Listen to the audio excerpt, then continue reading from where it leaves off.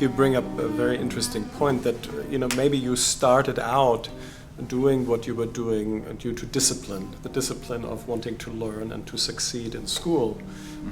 But as we know, discipline alone doesn't give you the power to succeed. And that somewhere you also found a deep conviction. A conviction that you wanted to make a difference, and that in order to make a difference, it took this kind of serious commitment, and it wasn't enough to just play around. Yeah. And so how did you go from this place of being, more disciplined and learning and a good student to finding inside yourself the power that gave you the possibility to do the many things you did, which require incredible personal power to be the chairman of banks that, and run a large media organization and things like that? It's interesting because the discipline, and I'm a disciplined person, as we were discussing. I'm normally very punctual. I care about that, which is not even normal in Brazil. And I care about being right on time and so on. I always did that. And that's how I got the nickname here of the Swiss, because I'm always in time. But when I started working, and for many reasons, and chances also plays a role in those things, but the fact was that my career was doing well. I'm succeeding.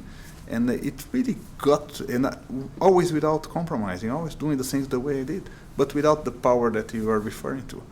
But when I joined ABN AMRO in 1995, and in 1996 I became the president of the bank, that probably was another turning point in my life. When I said, listen, it was a small bank at the occasion, and we started just 2,000 or 3,000 people. At the end, we were 50,000 at the end of this process of 15 years at the bank. But I said, you know what? I am president of the bank. I'd never compromised. So my point is being proved. We can succeed doing the right things the right way. And I will make it a point for the others to see that. Also because when I was promoted, some guy in a comment like that said, oh, I can imagine the issues you have to go through and the compromise you have to go through in your life in order to get that position. And I said, you see, that's exactly what I did not do. If I don't say that, people will admit. Why do they do that? In my opinion, people undermine the success here in Brazil, less in the United States, but in Brazil a lot. They undermine, in Europe a little bit also.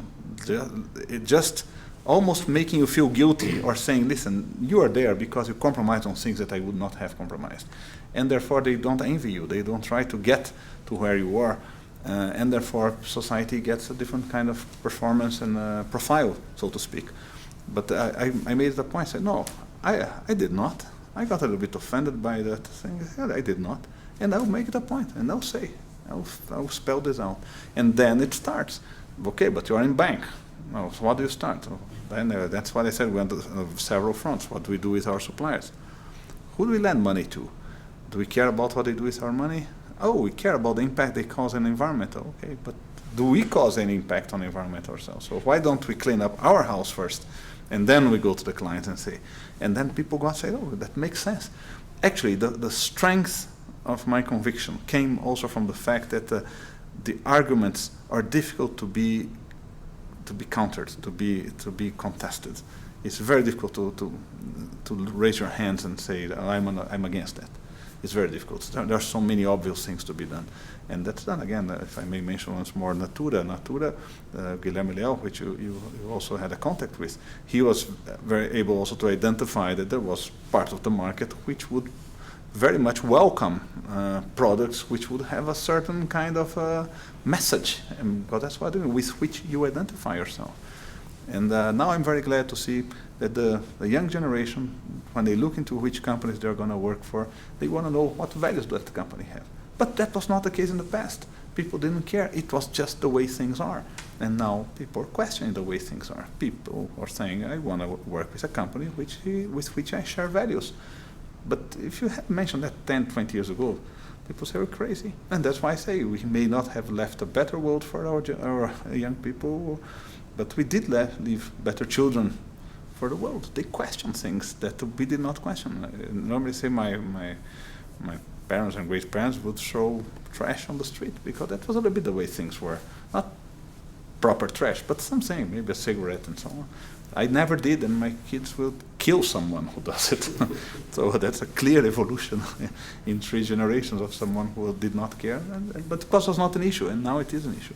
So I would say the conviction comes from the fact that you can have the success, and you can grow up in your life, in your career, in your professional and personal life, without having to compromise and without having to go into certain dilemmas or borders which you should not go, should not test those borders. And there is enough room for you to build lots of things without going into that. And I think that is what people are seeing today, that is not only possible, but it's better in several aspects. And that's where I think the conviction within myself just grew. Because all of a sudden I saw this is not a marginal, it's a central process. And by the way, I see more and more people supporting that.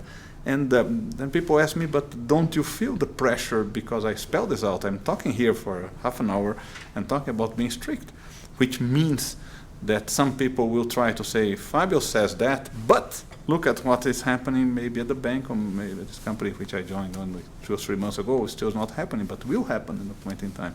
People question me. And I say, listen, if you have any wrongdoing that you identify, come and let me know. I am not in favor of that. Some of them, maybe people are having the wrong interpretation. We'll try to make people understand how it works. Some of them are wrong, and we have to correct. But that goes into my personal life. And that's where I also understood that there is no on and off. And that I think many leaders, sometimes they fail exactly on that. Because people believe that you have to behave properly while you are in the stage doing something, but when you are in your personal life, you should not, because then you're off. You're not off. You're on all the time. And I like very much. Actually, it's an American philosopher, Ralph Emerson, who says, "Your attitudes speak so loud that I cannot hear what you say."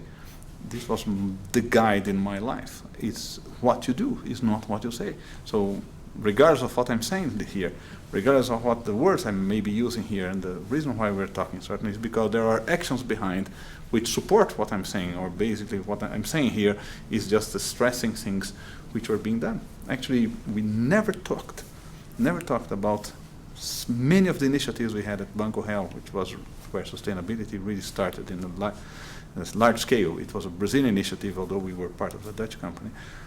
We decided until we have cleaned up our house, we will not go and spell this out, because people will come and say, you say that, but you're doing totally different. And until we had something really built, strong, and of course mistakes will happen all the time, but until we had it clearly understood by the majority of the people, we would not do it. So we decided to first build it internally, get it strong, and then go to the market, talk about it, bring other banks together with it, bring other companies, and then go to the process that we mentioned earlier in this discussion, which referred to the exposure or to the exchange of ideas, I think is better, with 2,000 to 3,000 companies discussing what are the peculiarities, specificities of their business, and how to bring these concepts on the day-to-day of the business.